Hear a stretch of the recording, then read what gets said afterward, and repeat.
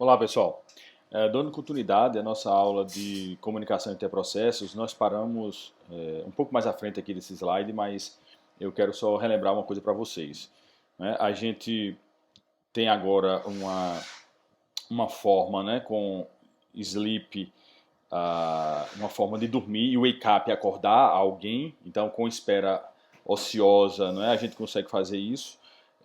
Dorme um processo, mas quando o outro quer que, por exemplo, o produtor quer que o consumidor acorde para consumir algum item do buffer que ele produziu, ele chama o wake up do consumidor, tá? Então, com essas duas instruções, sleep, dormir, wake up para acordar, a gente consegue fazer espera ociosa, ao invés de espera ocupada, que é aquela espera em que o processo fica executando no processador em laço, não é? Até que ele consiga entrar numa região crítica, por exemplo.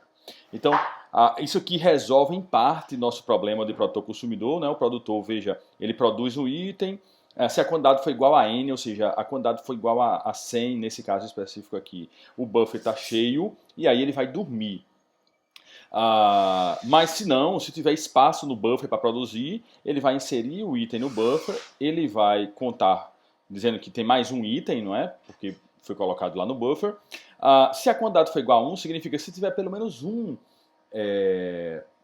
elemento no buffer, ele manda acordar o consumidor.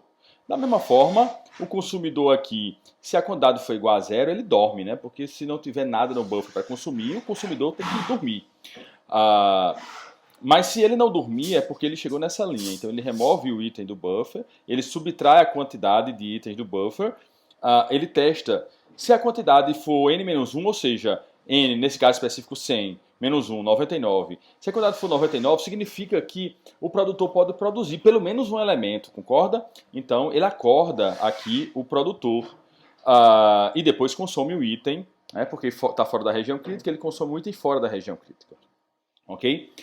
Mas existe um problema aqui. Qual é? Vamos imaginar os seguintes passos. Se count for igual a 0, imagine que a quantidade é igual a 0, ou seja, não tem mais nada para o consumidor consumir. O buffer está vazio. Né? Então, se count for igual a 0, neste momento, lembra que if é uma instrução, count igual a 0 aqui, né? Sleep é outra instrução. Então, lembrem-se que um processador, o processo pode ser tirado do processador após uma instrução. Então, se count for igual a 0, vamos imaginar que ele perdeu o processador, tá? Ele não dormiu, ele perdeu o processador. Quando ele perdeu, aí vem aqui o produtor, produziu o item. Se a quantidade for igual a n, não é, porque a quantidade é igual a 1, né? Nesse momento, depois que ele inserir no buffer, quantidade igual a 1, 2, 3, 4, 99. Na verdade, um passo antes, ele produz, insere o item logo no começo, quando estava 0, né? 4 igual a 0, insere o item, quantidade é igual a quantidade mais 1, então agora é 1. Se count for igual a 1, não é? Porque ele acabou de produzir esse item, colocou lá no buffer, count é igual a 1. Ele manda acordar o consumidor. Porém, o consumidor estava dormindo, perceba que não, ainda não. Ele tinha dito que era if count igual a 0 e perdeu o processador aqui. Ele não tinha executado o sleep. Se ele não tinha executado o sleep, ele não estava dormindo. Mas o produtor mandou um sinal, acorde, wake up, consumidor. Bom, em algum momento, quando o consumidor voltar a executar, esse wake up vai ficar perdido, porque ele não estava dormindo, vai se perder essa chamada, não serviu para nada. If count igual a 0, ele já tinha executado, sleep, ele vai dormir. Quando ele vai dormir, o produtor continua, né? 2, 3, 4, 5, quantidade é 99. Quantidade é igual a 100 sleep, ele vai dormir. Então, o consumidor vai dormir, o produtor vai dormir, ninguém mais vai acordar. Tá? Então, perceba que a gente tem um problema aqui, que é exatamente a perda de sinal. Eu posso mandar um sinal em que o outro processo não vai receber esse sinal. Okay? Para resolver isso, Dijkstra, ele propôs uma estrutura chamada semáforos, tá? Isso em 65. Basicamente, um semáforo é uma estrutura em que ele armazena valores e nunca perde esses valores. Então, imagina que se eu mandasse dar um wake up, como a gente mandou lá até pouco tempo, né? Um wake up no consumidor, aquele wake up seria guardado numa variável, mesmo que o consumidor não tenha consumido, e em algum momento ele vai receber aquele sinal. Porque para um semáforo nunca se perde o sinal, tá? Sempre se acumula. Então, um semáforo sendo igual a zero, né? Nenhum sinal for salvo, ou seja, não tem nada salvo lá. Maior que zero é porque existe alguma quantidade de sinais pendentes para ser consumido. Então, se for zero, não tem nada ao que consumir naquele semáforo. Se for maior do que zero, existem alguns sinais que foram enviados e que eu posso consumir. Consumir significa tirar, né, desses valores. Se o semáforo for 5, eu posso tirar para 4, para 3, para 2, para 1, até chegar em zero. Eu posso consumir esses sinais. E ele definiu duas operações. Assim como o sleep e wake up, aqui tem o down e up, tá? São similares. Como é que o down funciona? O down, ele testa o semáforo. Se o semáforo for valor zero, o processo que chamou o down, ele dorme, ok?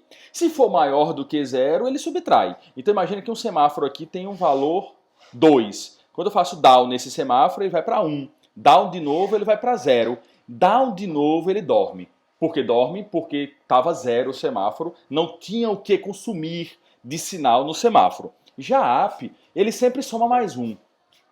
Sempre mais um. Então, se eu der um up no semáforo, o valor que ele estava agora incrementa mais um. Simples assim, tá? Então, isso aqui eu já expliquei, não é? Perceba que o up é uma operação não bloqueante, ou seja, eu sempre vou incrementar mais um, não bloqueia o processo. Porém, o down é bloqueante, porque se o semáforo for zero, o processo que chamou o down vai dormir. Então, percebendo que com essas duas estruturas, a gente consegue utilizar para, por exemplo, resolver o problema de produtor-consumidor. Concorda? É a instrução que de fato é executada, tá? Para que seja indivisível, tá? Testar o semáforo, testar o valor do semáforo e ainda fazer o processo dormir, concorda que isso é o que vai acontecer no down, não é? Porque eu tenho que testar, fazer um down no semáforo. Se o valor do semáforo for zero, durma. Opa, se for zero é uma instrução, dormir é outra instrução. Porém, esse down acontece utilizando a instrução TSL, que a gente já viu no processador. Garante que muitos CPUs têm acesso ao semáforo e ao executar a instrução TSL, de fato, ele faz o teste e altera o valor numa única instrução. Ok? Ele é atômico isso aqui. Então, não tem formas de perder o processador, porque é numa única instrução de máquina. Bom, e qual é o algoritmo que a gente poderia fazer, né, para o produtor consumidor utilizando exatamente semáforos? Olha uma possibilidade aqui, tá? Eu vou explicar para vocês essas variáveis aqui. Ó. Define n 100 basicamente é uma constante, tá? Em C. Eu estou dizendo que a constante n tem valor 100. Eu defino um tipo, typedef, eu estou definindo um tipo, do tipo semáforo. Ele é um inteiro aqui, tá certo? É só uma definição do tipo semáforo. Então eu digo que semáforo, mutex igual a 1. Para que vai servir mutex? Mutex, ele basicamente é um acrônimo para mutual, né? Mutual exclusion. Exclusão mútua. Então, o mutex está aqui exatamente para garantir o acesso apenas de um processo por vez na região crítica. Perceba que o mutex está começando com 1. Por que ele está começando com 1?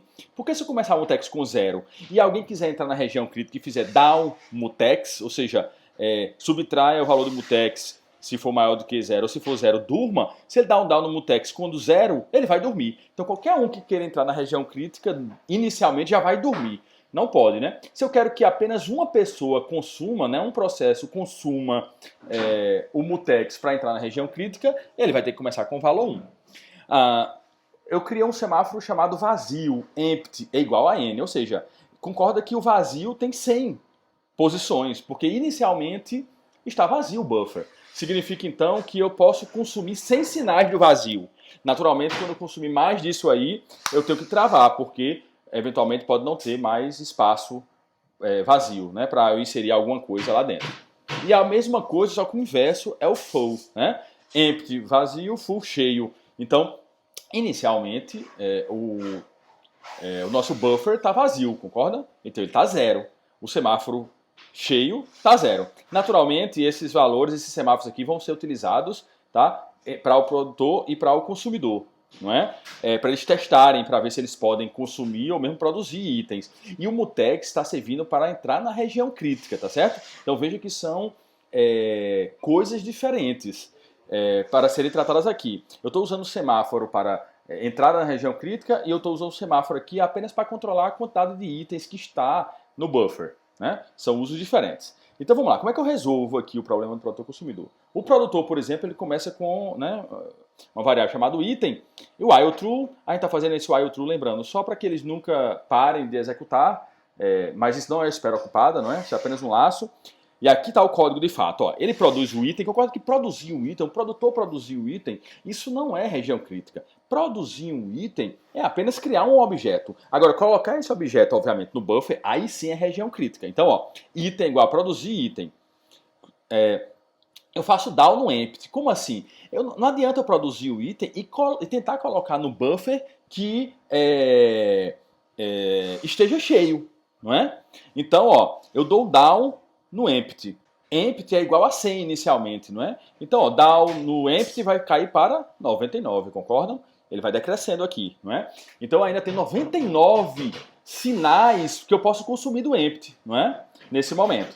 Aí eu dou um down no mutex. Por quê? Porque de fato eu vou inserir o item. Então inserir o item no buffer, colocar um item no buffer é crítico. O buffer, trabalhar com o buffer é crítico. Então eu dou um down no mutex que eu quero entrar na região crítica. Obviamente, se alguém já tivesse, por exemplo, aqui, o consumidor pulando aqui, né? Ele vai remover o item aqui, tá? Então, se ele estivesse removendo o item, com certeza ele estaria dentro da região crítica. Ó, esse down no mutex teria acontecido. Ele teria protegido essa região. E ao tentar fazer, o produtor tentar entrar na região para inserir o item, não conseguiria. Porque já tem alguém lá, ok? Se fosse o caso, não é o caso. Vamos executar aqui, então, voltando. Eu dou um down no mutex, o mutex começa com 1, vai para 0. Se ele vai para 0, eu posso entrar, porque eu consumi esse sinal. Ele insere o item, libera a região crítica, dá o up no mutex, né? Volta ao mutex esse sinal 1. Então, por exemplo, down no mutex e up no mutex é o que a gente precisa fazer para entrar na região crítica e depois sair da região crítica. Sempre precisa fazer isso.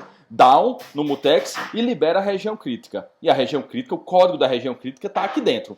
Depois eu dou um up no flow. Por que eu dou um up no flow? Lembra que o flow aqui vai ser uma variável que o próprio consumidor ele vai consumir. Então, se eu coloquei um sinal no full, significa então que agora, pelo menos um item, não é? O consumidor pode consumir. Então, dei um up no full.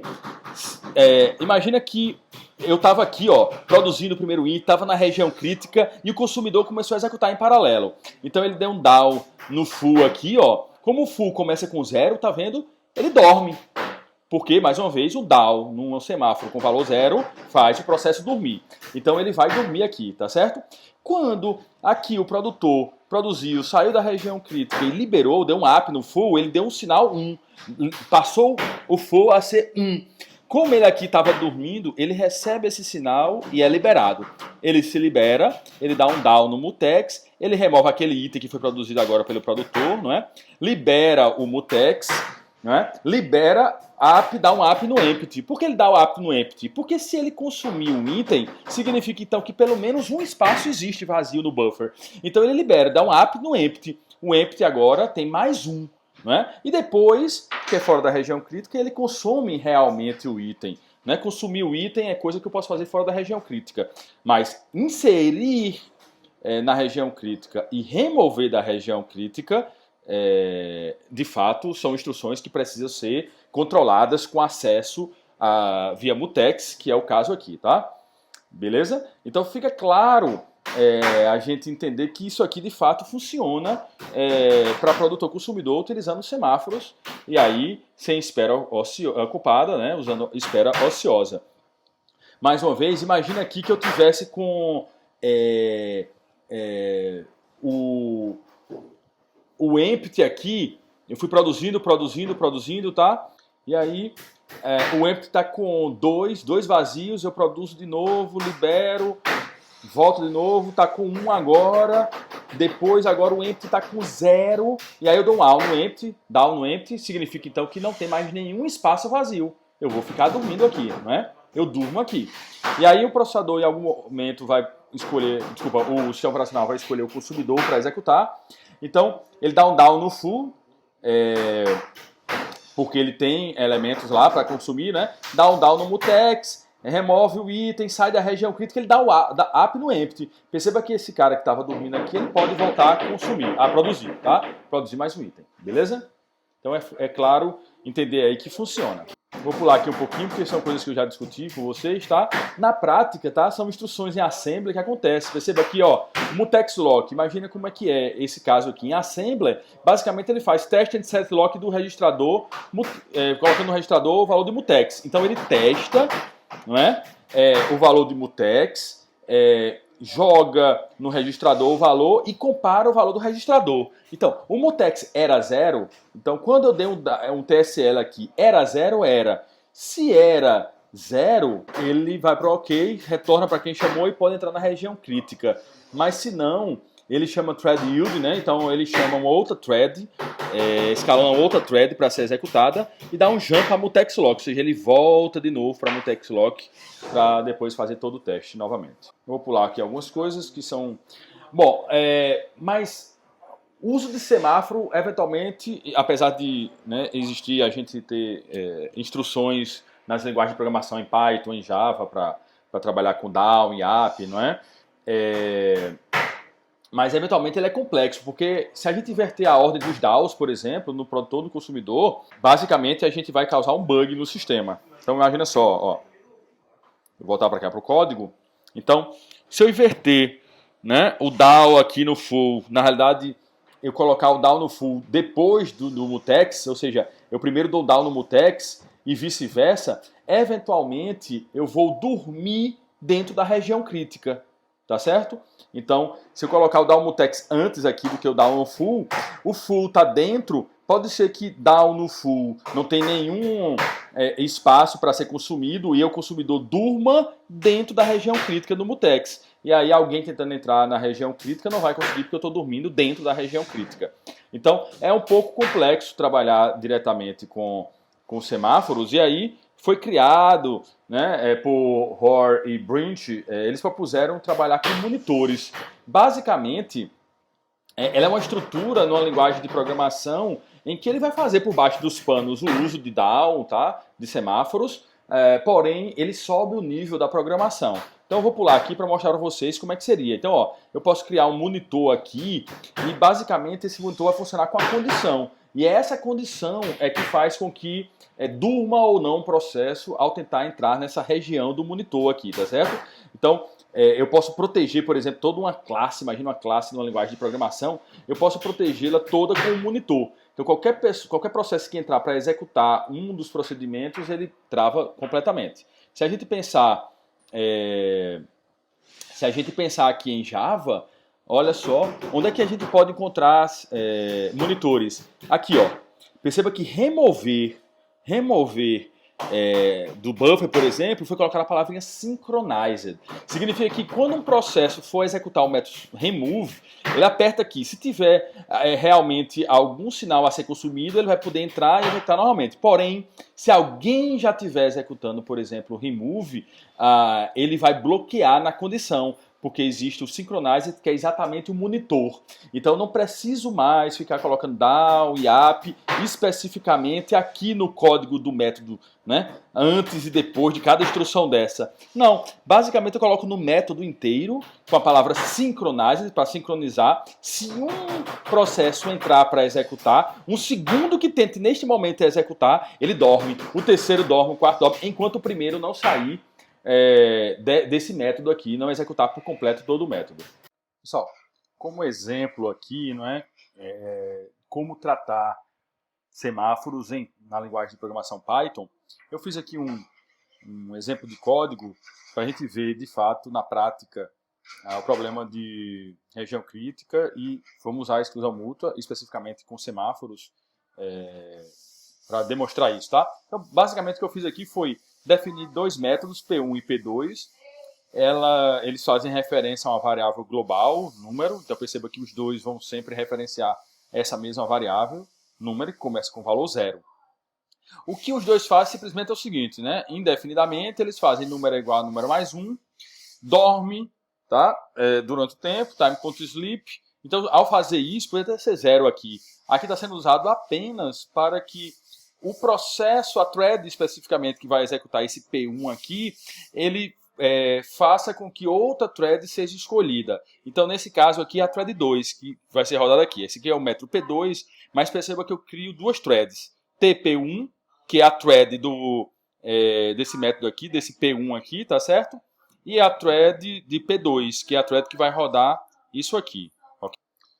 Então, uma vez que eu vou criar esses threads, vou dar o start aqui e eles vão executar. Então, basicamente, mais uma vez, soma mais um, passa para outra thread executar, e aí ele imprime o número que ele tem, né? P1, número, né?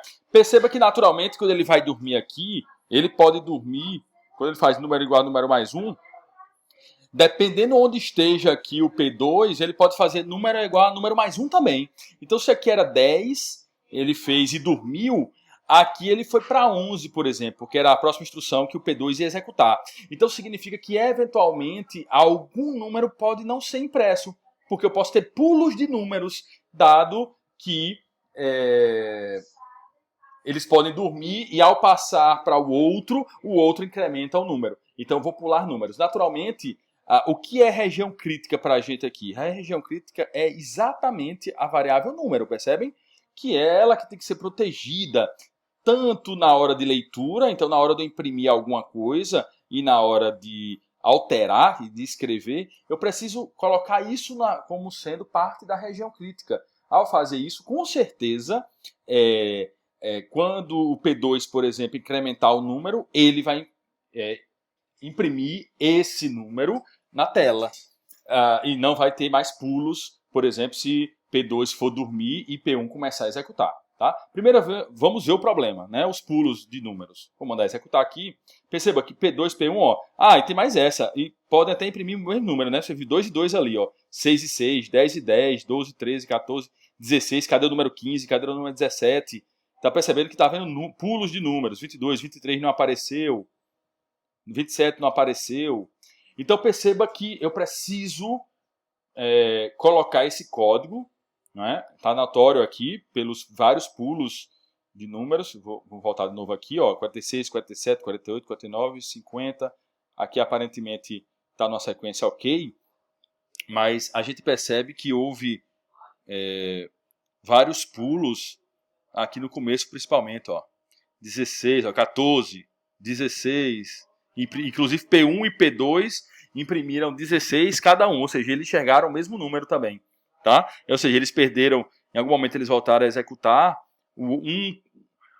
dormiu aqui, o outro dormiu também. Quando esse voltou a executar, ele imprimiu, perdeu o processador por algum motivo, né? Porque a gente sabe que a gente pode perder o processador, isso depende do escalamento de processo. Ele imprimiu o número aqui 16 e o P2 também imprimiu 16, tá? Porque ele perdeu aqui o processador e voltou aqui para o print do P2.